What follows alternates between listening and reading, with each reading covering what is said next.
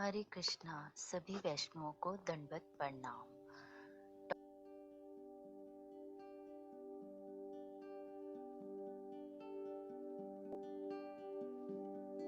सुखदेव जी की है।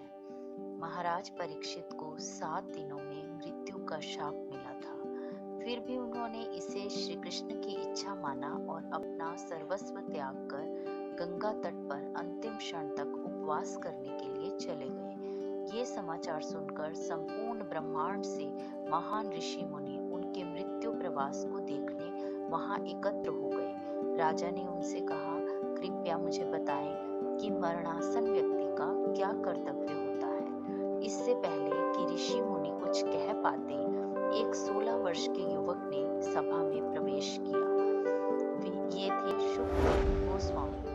गंगा तट पर एकत्र ऋषिगण समझ गए कि यह युवक पूर्णतः आत्मज्ञानी है। इसलिए यद्यपि सुखदेव गोस्वामी की अवस्था अत्यंत अल्प थी तथा उनके बाल बिखरे हुए थे, पूरी सभा उनके सम्मान में खड़ी हो गई। अधिकांश ऋषि मुनि जानते थे कि सुखदेव शील व्यासदेव जी के पुत्र हैं, जिन्होंने समस्त वेदों की रचना की थी।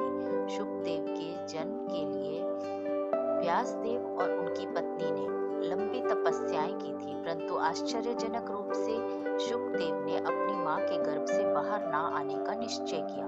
इसका कारण देते हुए उन्होंने बताया कि उन्हें डर है कि बाहर आने पर कहीं इस संसार की माया में न गिर जाए। अंततः व्यासदेव द्वारका गए और भगवान श्री कृष्ण को अपनी दुविधा बताई।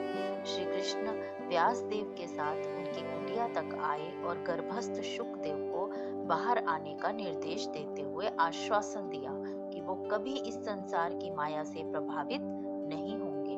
निर्भय होकर सुखदेव गर्भ से बाहर आए, परंतु तुरंत घर छोड़कर वे जंगल की ओर चल दिए। चिंतित होकर व्यासदेव उनका पीछा करने लगे, बेटा बेटा, परंतु बदले में उन्हें केवल वृक्षों की आवाज सुनाई दी।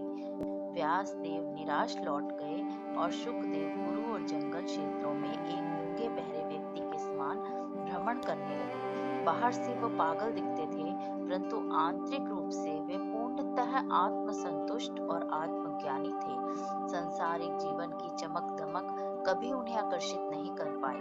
सुखदेव गोस्वामी के लिए पूरा संसार मात्र विभिन्न प्रकार का एक मायावी जंजाल था। उनके लिए पूरा संसार समुद्री लहरों के ऊपर तैरने वाली झाग के समान था, जो पलक झपकते ही नष्ट हो जाती है।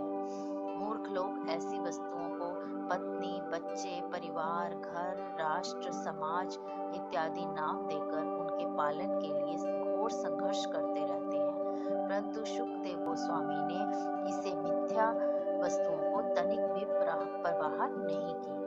जीवन भर वे आध्यात्मिक सत्य की खोज में भ्रमण करते रहे और अन्यों को भी वैसा करने के लिए प्रेरित करते रहे।